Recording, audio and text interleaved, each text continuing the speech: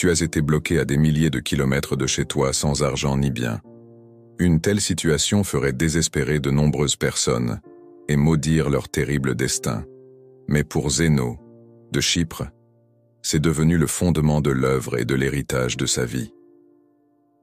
Le marchand autrefois riche a tout perdu, quand il a fait naufrage à Athènes environ 300 avant Jésus-Christ, et n'ayant pas grand-chose d'autre à faire, il est entré dans une librairie et devenu intrigué en lisant sur Socrate, et a commencé à chercher et à étudier avec les philosophes renommés de la ville, alors que Zéno a commencé à éduquer ses propres élèves.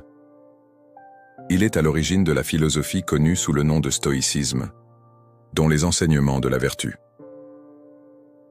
tolérance et maîtrise de soi ont inspiré des générations de penseurs et de leaders. Le nom stoïcisme vient de la stoa poiculée, la colonnade publique décorée où Zénon et ses disciples se sont réunis pour discuter. Aujourd'hui, nous utilisons familièrement le mot stoïque pour signifier quelqu'un qui reste calme sous la pression et évite les extrêmes émotionnels. Mais bien que cela capture des aspects importants du stoïcisme, la philosophie originale était plus qu'une simple attitude. Les stoïciens croyaient que tout autour de nous fonctionne, selon un réseau de causes et d'effets aboutissant à une structure rationnelle de l'univers qu'ils appelaient logos. Et bien que nous n'ayons pas toujours le contrôle sur les événements nous affectant, nous pouvons avoir le contrôle sur la façon dont nous abordons les choses, plutôt que d'imaginer une société idéale.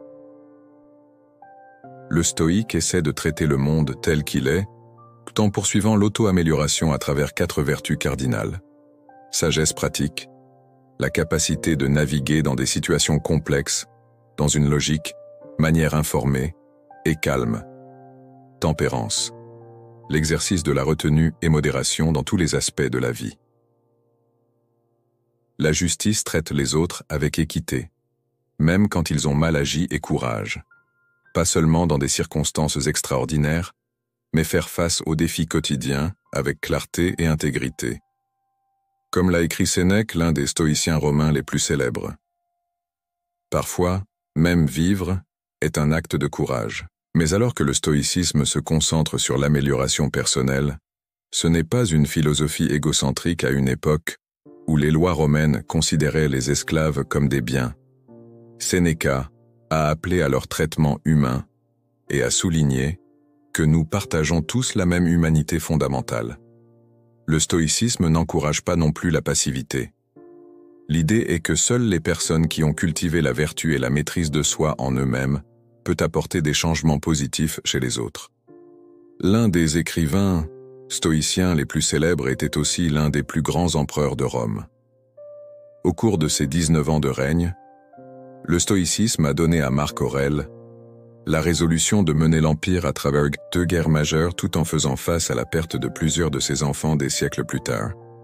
Les journaux de Marcus guideraient et réconforteraient Nelson Mandela à travers ses 27 ans d'emprisonnement, pendant sa lutte pour l'égalité raciale en Afrique du Sud, après sa libération et sa victoire éventuelle. Mandela a insisté sur la paix et la réconciliation, croyant que, alors que les injustices du passé ne pouvaient pas être changées, son peuple pourrait les affronter dans le présent et cherche à construire un meilleur avenir plus juste.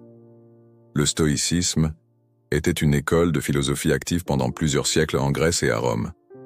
En tant qu'institution formelle, il a disparu, mais son influence a continué jusqu'à ce jour. Des théologiens chrétiens tels que Thomas d'Aquin ont admiré et adopté son accent sur les vertus. Et il y a des parallèles entre l'ataraxie stoïque, ou tranquillité d'esprit, et le concept bouddhiste du nirvana. Un stoïque particulièrement influent était le philosophe Titus Épique, qui a écrit ça. La souffrance ne provient pas des événements de nos vies, mais de nos jugements à leur sujet. Cela a fortement résonné avec la psychologie moderne et le mouvement d'entraide. Par exemple, rationnel, thérapie comportementale émotionnelle, se concentre sur le changement des attitudes autodestructrices. Les gens se forment sur leurs circonstances de vie. Il y a aussi la thérapie du logo de Viktor Frankl. Informé par le temps de Frankl en tant que prisonnier d'un camp de concentration, logo.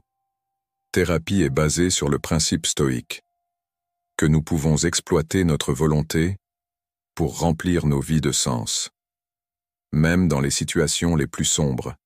Si vous aimez la vidéo, n'oubliez pas de vous abonner, partager et liker. À la prochaine.